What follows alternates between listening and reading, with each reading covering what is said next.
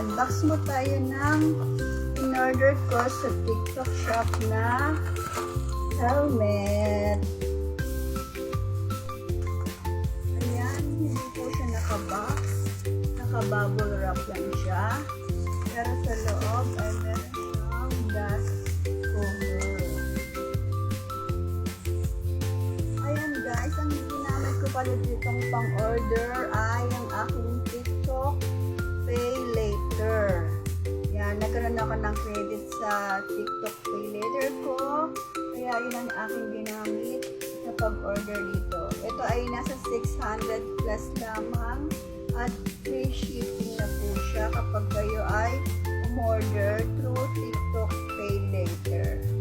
Yan. Sa TikTok Pay Later, pwede siyang bayaran ng after 1 month, 2 months, or 3 months installment.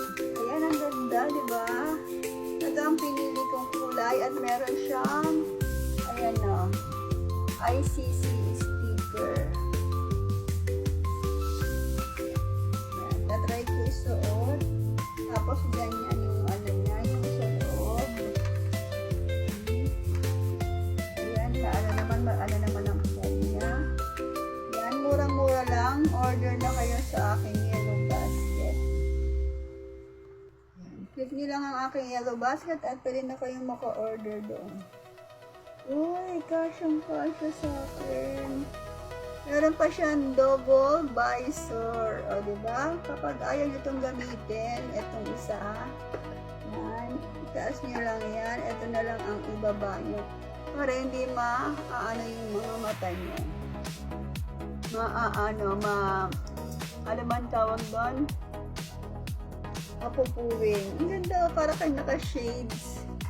Tapos kung ayaw nyo naman ito gamitin, yung gusto nyo malinaw, nakikita nyo yung paligid, ayan. Ito na ang inyong gagamitin. Ito, ganito. Kasyang-kasya sa akin.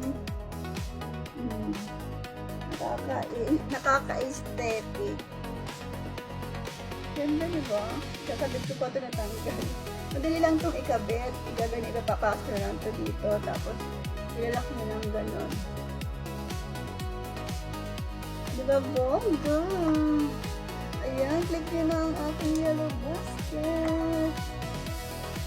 Thank you for watching. Galitin nyo na ang TikTok Pay Later nyo kung meron pa kayong credit sa inyong TikTok Pay Later. Ang ganda, kulay white.